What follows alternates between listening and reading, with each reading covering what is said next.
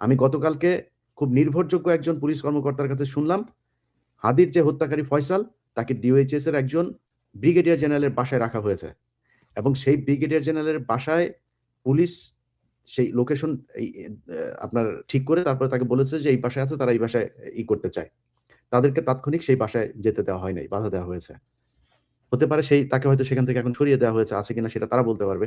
So এই যে নিরাপদ একটা রাষ্ট্র যে স্বাধীন করে দিল, তার খুনিকে যে নিরাপদ জায়গা করে দেয়া এই রাষ্ট্রের, সে রাষ্ট্রের বিরুদ্ধে তো মানুষ বিপ্লব করবেই।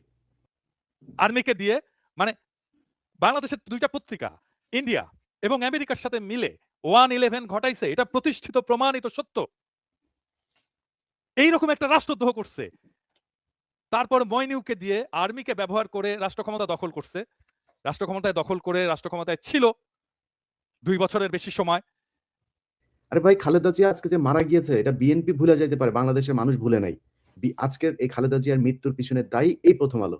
সেই পিলখানা হত্যাকাণ্ড থেকে শুরু করে ২১শে আগস্ট, তারপরে হচ্ছে গিয়ে এই যে জিয়া অরফানেজ ট্রাস্ট, এতিমের টাকা, এই সেই নানান কথাবার্তা বলে প্রতিটা মামলাতে তাদেরকে শেখ খালেদা জিয়ার নাম আনার চেষ্টা করা হয়েছে, তারেক রহমানের নাম আনার চেষ্টা করেছে, এবং সবগুলোতে আপনার এই ইয়েতে আপনি আমার ইউটিউব চ্যানেলে ২১শে আগস্ট নিয়ে একটা প্রোগ্রাম করা হয়েছে। আপনি সেখানে দেখবেন প্রথম আলো স্বীকার করেছেন যে জজ মিয়ার নাটক এটা প্রথম আলোর সংবাদের ভিত্তিতেই হয়।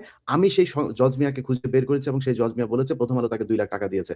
এই প্যারালাল তো বাংলাদেশে কোনো সাংবাদিক হইতে পারবে না, কোনো পত্রিকা হইতে পারবে না। সো আপনারা যারা বলেন যে প্রথম আলো ডেইলি স্টারের মতো হতে হবে, প্রথম আলো ডেইলি স্টারের মতো বাংলাদেশে কোনো পত্রিকা হইতে পারবে না। বাংলা এডিশন আজকে ১ সপ্তাহ বাংলাদেশে নাই। এই ১ সপ্তাহের ভেতরে তারা কেরানীগঞ্জে জঙ্গি আস্তানা খুঁজে বের করেছে। পরে জানা গেল কি, সেই আলামিন হচ্ছে গিয়ে আওয়ামী লীগের আমলে এই এটিইউ, তারপরে সিটিটিসি, এদের নিয়ন্ত্রিত যেই পুলিশের যেই গ্রুপটা ছিল, ভারতের হয়ে কাজ করত, তারা এই আলামিনকে বিভিন্ন মামলায় ব্যবহার করত। বিভিন্ন ঘটনা ইনসিডেন্টে নিয়ে তাকে বসাতো। সে হলো মানে বোমা বানাতে পারে। তাকে দিয়ে একটা মামলা করা হতো এবং সব মামলাতে, অনেকগুলো মামলাতে সে আসামি। সেই আলামিনকে দিয়ে আবার ফের আজকে এই বোমা বানিয়ে তারপরে সেখানে নাটকটা সাজানো হলো। ২১শে আগস্টের গ্রেনেড হামলায় আমার ফেসবুক পেজে গেলেই দেখবেন সেগুলো। বাংলা এডিশন গত ২-৩ দিন ধরে যে নিউজগুলো করেছে, সেখানে প্রথম আলোর এই নিউজের সবগুলো দেওয়া আছে, পোস্টগুলো দেওয়া আছে, তাদের পত্রিকা কাটিং দেওয়া আছে। সেখানে প্রথম ২০০৯ সালের এই ক্ষমতায় আসলো আওয়ামী লীগ। ২০১০ সালের জুন মাসে প্রথম আলো নিউজ করল যে বাবর সম্পৃক্ত ছিলেন সন্দেহে আপনার বাবর আসামি হচ্ছেন সন্দেহে তারেক। পরের ২১শে আগস্টের আগে ৩০ জন সহ তারেক রহমান সহ ৩০ জন নতুন আসামি। নতুন করে চার্জশিট দেওয়া হলো।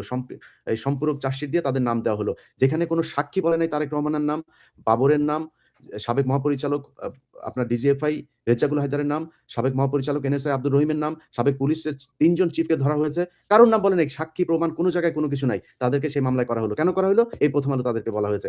আজকে যারা কিনা সেই প্রথম আলোর ভূমিকাকে ভুলে গিয়েছেন, ভুলে যেয়ে তারপরে তাদের পত্রিকা অফিসে যে মায়া কান্না দেখাচ্ছেন, আপনাদের জন্য একদিন মায়া কান্না এই দেশের মানুষ দেখাবে। আপনার এই যে অভিযোগগুলোকে সামনে রেখে যদি পিনাকি ভট্টাচার্য, ইলিয়াস হোসেন যেই অভিযোগের কথাগুলো বলছিলেন এবং আপনিও যেই রাষ্ট্রদ্রোহিতার ব্যাপারে প্রথম আলো ডেইলি স্টার যে ভূমিকার কথা বললেন, রাষ্ট্রদ্রোহিতা কিংবা এই যে জঙ্গি নাটকের উস্কানি দাতা হিসেবে প্রথম আলো ডেইলি স্টারের বিরুদ্ধে যদি কোনো ব্যবস্থা নেওয়া নাই যায়, তাহলে ভবিষ্যৎ বাংলাদেশে আসলে যেই পরিবর্তনের কথা আমরা বলছি, সেই পরিবর্তনে আসলে কতটুকু পরিবর্তন আমরা দেখতে পাবো? আমি একটা এক্সাম্পল দিই। ওই যে গতকাল নজরুল ইসলাম খানের যে বক্তব্য গত পরশু, একটু এটাকে পাওয়া গেছে আমার দেওয়া ইয়েটা। নজরুল ইসলাম খান সকলের সামনে টেলিভিশন ক্যামেরার সামনে, সবার সামনে উনি বললেন ফ্যাসিবাদী হাসিনা। প্রথম আলো সেইটা নিয়ে নিউজ করলো, ফ্যাসিবাদী শব্দটা কেটে দিল। মানে দেখেন, পরবর্তীতে সংশোধন অন রেকর্ড পরবর্তীতে তো ঠাপ খেয়ে সংশোধন করছে। এটা তো ঠাপ প্রত্যেক দিনই খায়। হ্যাঁ, ঠাপ না খেলে সংশোধন করতো না। মানে ওইখানে একটা গুরুত্বপূর্ণ একটা সমাবেশে, সবচেয়ে বাংলাদেশের ইতিহাসের সবচেয়ে গুরুত্বপূর্ণ একটা সমাবেশে ওইখানে অফিসিয়ালি যেই কথাটা বলা হয় সেটাও নাই করে দেয় এরকম গুরুত্বপূর্ণ মানুষের মুখ থেকে। ফ্যাসিবাদ বলা যাবে না হাসিনাকে। দেখেন, তাহলে এটাই হচ্ছে তাদের সম্পাদকীয় নীতি, কেটে দিচ্ছে ওই কথাটা। এবং এভাবেই তারা সত্য উৎপাদন করে। মানে আমি তো বলি, এটা তো মিডিয়া না, এটা হচ্ছে সত্য উৎপাদনের কারখানা। তারা যেটা সত্য বলে প্রচার করে সেটাই সত্য হিসাবে বিরাজ করবে সমাজে। এটাই তারা চায়, তাদের এই মাতব্বরিতা চায়। আমরা এই মাতব্বরিতাকে চ্যালেঞ্জ করি জন্য আমরা খারাপ। মানে জনতা মব, মানে মাহফুজ আনাম, মতিউর রহমান কখনো মব না। যদিও তারা 111 ঘটাইছে, মানে রাষ্ট্র ক্ষমতাকে থেকে কেড়ে নিছে, তারা বাংলাদেশের রাষ্ট্র ক্ষমতাটাকে কেড়ে নিছে 111 ঘটায়, কিন্তু তারা মব না। আর্মিকে দিয়ে, মানে বাংলাদেশের দুইটা পত্রিকা ইন্ডিয়া এবং আমেরিকার সাথে মিলে 111 ঘটাইছে, এটা প্রতিষ্ঠিত প্রমাণিত সত্য।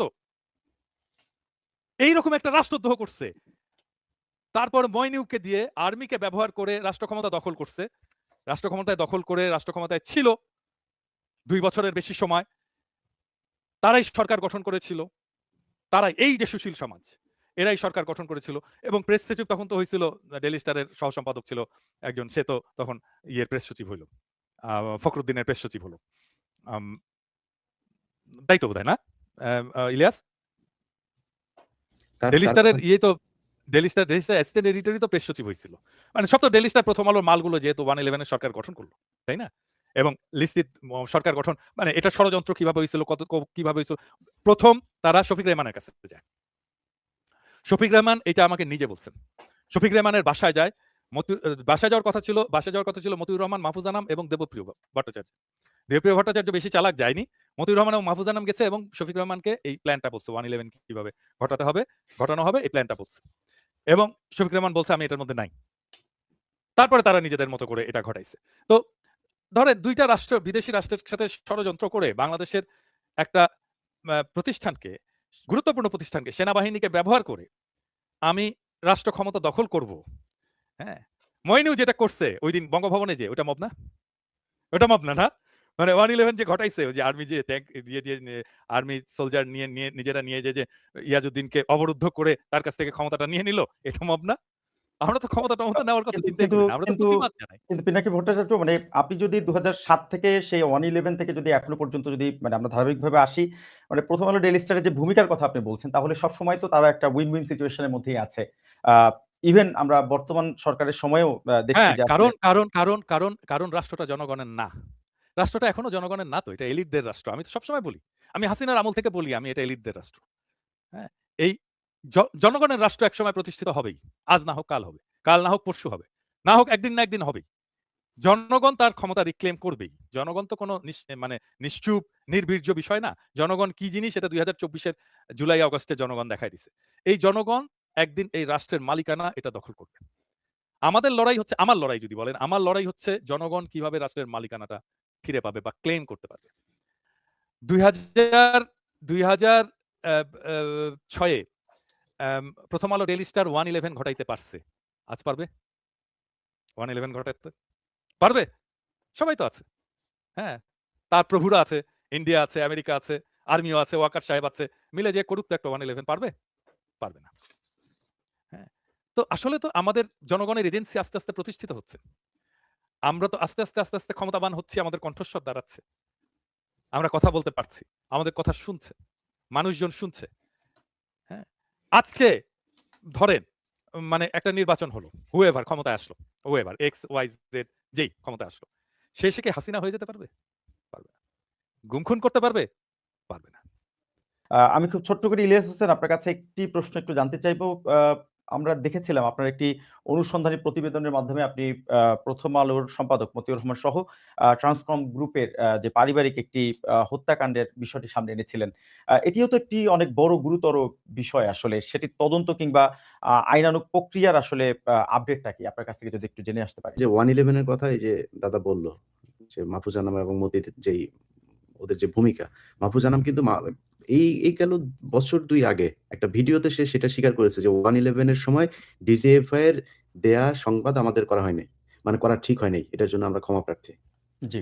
নিজে স্বীকার করেছে। ক্ষমা চাইনি। বলছে আমার ভুল হইছে। রিগ্রেট করেছে। It was my bad editorial judgment. হ্যাঁ, right. It was my bad Bad editorial editorial judgment. হ্যাঁ, ক্ষমা চাইনি। কিসের ক্ষমা চাইবো? ও ক্ষমা হ্যাঁ, চাইবে রাইট। কেন? ও তো ঈশ্বর। ও তো ফেরেশতা। দেখুন ও কেন স্বীকার ও করেছে। তো ভুল সে করতে তার পারে? এই ভুলটাকে সে স্বীকার Bad করেছে। editorial judgment. হুম। Bad editorial judgment. শব্দের একেবারে পারলে কবিতা লিখে ফেলে আরকি। হ্যাঁ? এখন আপনি একটা আমি ভুল ঘটনা করছি, খালি মাপ চাই। ওই কথা তো ওরা বলবে না। ওরা আমরা বলব। আমরা বলব। আমরা যারা এলিট না আমরা বলব। ঘটনা খালি একটা না। এরকম ঘটনা অনেক আছে। এই প্রথম আলো ডেইলি স্টারের বিরুদ্ধে ব্যবস্থা নেওয়া যায়। আপনি আজকে যেই সরকার কথা বলছে যে, আমরা কেন এটার বিরুদ্ধে কথা বলছি, এটা করে রাষ্ট্রের খুব নাকি আমরা নাকি অস্থিতিশীলতা, বিশৃঙ্খলা তৈরি করছি। এই রাষ্ট্রের বিশৃঙ্খলা এই সরকার তৈরি করেছে। কয়দিন আগে যেই ব্যক্তিরা আপনাদের কাছে বারবার তাদের নিরাপত্তা চেয়েছে, যাদের কারণে আপনি আজকে উপদেষ্টা হতে পেরেছেন, সেই ব্যক্তিকে হত্যা করা হয়েছে। হত্যার পরে সেই হত্যাকারীকে আপনারা নির্বিঘ্নে এই দেশের ভেতরে লুকিয়ে রেখেছেন, ধরছেন না। আমি গতকালকে খুব নির্ভরযোগ্য একজন পুলিশ কর্মকর্তার কাছে শুনলাম, হাদির যে হত্যাকারী ফয়সাল, তাকে ডিওএইচএস এর একজন ব্রিগেডিয়ার জেনারেলের বাসায় রাখা হয়েছে। এবং সেই ব্রিগেডিয়ার জেনারেলের বাসায় পুলিশ সেই লোকেশন আপনার ঠিক করে তারপরে তাকে বলেছে যে এই বাসায় আছে, তারা এই বাসায় করতে চায়। তাদেরকে তাৎক্ষণিক সেই বাসায় যেতে দেওয়া হয় নাই, বাধা দেওয়া হয়েছে। হতে পারে তাকে হয়তো সেখান থেকে এখন সরিয়ে দেওয়া হয়েছে, আছে কিনা সেটা তারা বলতে পারবে। সো এই যে নিরাপদ একটা রাষ্ট্র যে স্বাধীন করে দিল, তার খুনিকে যে নিরাপদ জায়গা করে দেয়া এই রাষ্ট্রের, সে রাষ্ট্রের বিরুদ্ধে তো মানুষ বিপ্লব করবেই। আপনি যদি এটাকে মব বলেন, তাহলে মব আপনার কাছে মব, কারণ আপনি সেটাকেই মব বলবেন যেটা আপনার ক্ষমতাকে চ্যালেঞ্জ করবে। আপনার ক্ষমতা যতক্ষণ ঠিক থাকবে ততক্ষণ আপনি সেটা শান্তিপূর্ণ মনে করবেন। এটা হাসিনাও করত, এটা হিটলারও করেছে, এটা সারা পৃথিবীতে সবাই করে। আমরা গতকালকের একটি খুবই আলোচিত এবং আলোড়িত একটি প্রসঙ্গ একটু সামনে আনতে চাই আপনার মাধ্যমে। জামাতের আমিরের সাথে ভারতের গোপন বৈঠকের যে খবরটি আসলে প্রকাশ করেছে রয়টার্স, যদিও সেটি জামাতের আমিরের পক্ষ থেকে আরেকটি বিবৃতির মধ্য দিয়ে বলা হয়েছে তিনি আসলে কোনো গোপন বৈঠকে আসলে মিলিত হননি। জাস্ট এটি ছিল আসলে সেই কূটনৈতিকদের কাছে বৈঠকটি তাদের পাবলিসিটির প্রসঙ্গেই মূলত রয়টার্সের সাথে বলা। কিন্তু প্রশ্নটি হচ্ছে যে জামাতের আমির যদি গোপন বৈঠক করার ইচ্ছাই পোষণ করবেন তাহলে সেটি নিশ্চয়ই তিনি গণমাধ্যমকে প্রকাশ করতেন না। আবার সেক্ষেত্রে আমরা দেখলাম যে রয়টার্সের এই প্রতিবেদনের প্রেক্ষিতে আপনিও আসলে এক ধরনের বাহাবা দিচ্ছিলেন। এটি আসলে একটু যদি ব্যাখ্যা করেন। দেখেন বাহবা দেওয়াটা আরো বেশি কিছু বলা উচিত ছিল। কারণটা হচ্ছে কি যে এইখানে আপনি বাংলাদেশের মিডিয়াগুলোর যে চরিত্র সেটা আপনি দেখতে পারবেন। খুবই স্পষ্টভাবে রয়টারে যেই সংবাদটা এসছে সেখানে এটা বলা হইছে যে শফিক সাহেব এটা কনফার্ম করছেন যে এই বছরের শুরুর দিকে ভারতের একজন কূটনীতিকের সাথে তার কথা হয়েছে বা আলাপ হয়েছে যখন ওনার বাইপাস হয়েছিল এরকম একটা সময় আরকি। তারপরে আরো অনেকে এসেছিল এবং উনিও এসেছিলেন। এবং উনি এই বৈঠকটাকে গোপন রাখতে বলছিলেন এবং আমি বলছি যে, "কেন আমি গোপন রাখবো কেন? সবার সাথেই তো আমার কথা হয়েছে। সবগুলোই আমরা প্রকাশ করেছি। আমি কেন গোপন রাখবো?" তো নিউজটা তো এইটুকুই। এর বেশি কিছু না কিন্তু। এটুকুই। এবং এইটা হয়ে গেল যে জামাতের আমির গোপন বৈঠক করেছেন। হ্যাঁ? মানে অনেকটা গোপন বৈঠক করে সেটি মানে ফাঁস করে দিয়েছেন। জি। কতখানি মিথ্যাচার। মানে কূটনীতিক বলছিল যে এই বৈঠকের কথাটা গোপন রেখেন এবং আমি বলতেছি আমাকে ধরেন, আজকে আপনার আর আমার সাথে কথা হচ্ছে। আপনি আসছেন আমার এখানে। এসে আপনি বললেন, মানে ঘটনাটা এরকম। আপনি আমার বাসায় আসছেন। বাসায় এসে আমার সাথে কথাবার্তা বলছেন। কথাবার্তা করে বললেন যে, "দাদা আমি যে আসছিলাম এটা কিন্তু বইলেন না কাউকে।" তখন আমি বললাম যে, "কেন ভাই বলব না কেন? আরো অনেকেই তো আসে। আরো অনেকে এসছে সবার কথাই বলছে, আপনার কথা কেন বলব না? তো স্পষ্ট থাকা, পরিষ্কার থাকা উচিত। আমি একজন পাবলিক ফিগার। আমার কাছে আসছেন আপনি। আমি কেন এটা গোপন রাখবো?" এই কথাই তো বলছে। মানে পত্রিকায় রয়টার্স এটাই জি, আসছে তো। জি। মানে এইটাকে বলছে যে গোপন বৈঠক করা হয়েছে। এটা তো এত বড় মিথ্যাচার, এত বড় টুইস্ট এইটা তো মানে কি আর বলব? কি আর বলব? আ হ্যাঁ? পিনাকি ভট্টাচার্য আপনার ব্যাপারে মানে আরেকটি এই মানে ভদ্রলোক একটু কি বলবো? এই ভদ্রলোক একটু সরলভাবে কথাবার্তা বলেন তো। সেইজন্যে বোধহয় সবাই পেয়ে গেছে আরকি। সেজন্যই আমি উনাকে বাহবা দিচ্ছি। বলছি যে ঠিক করছেন এটা। আ